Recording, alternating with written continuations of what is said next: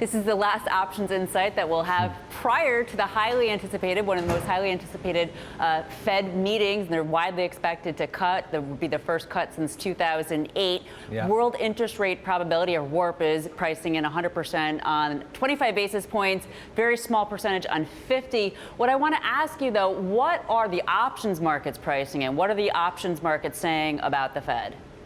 Yeah, thanks, Abigail.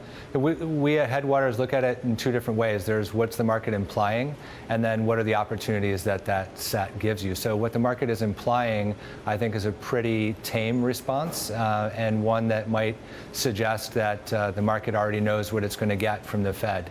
But in the longer term, the view is a little bit different. So in terms of that near term, if the market is pricing in relatively small move, can you quantify that relative to some of the action that you're seeing around SPY options? Yeah, sure. So in the options that cover this week, so expiring at the end of the week, it implies an equal weighted move up or move down, and it's roughly at last look about a 40 basis point move in either direction. So if you think about it as a break even or an implied distribution, we're looking at up or down 40 basis points with the straddle pricing in 80 basis points if you have no directional opinion. So it sounds like the one thing the options market are not pricing in the possibility of no cut, or if the cut was 50 Right. basis points. It sounds like the options markets would possibly go haywire. Yes, I think that is absolutely the case, and it actually dovetails pretty well with what your colleague Luke Kawa was touching on this morning about the increased activity and calls on the VIX, which are more analogous to buying puts on the SPY or the SPX. Very interesting. So looking out just a little bit toward the medium term of October, what are you seeing there?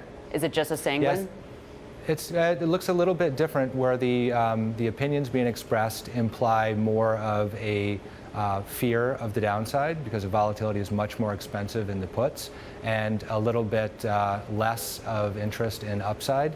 Traditionally speaking, puts are more expensive than calls just because people use puts as a form of insurance against long equity positions. But we've also seen a very heavy level of activity of call selling, which suppresses vol there. So all things equal, we see calls being cheap out to October, straddles being relatively cheap, and puts being relatively expensive.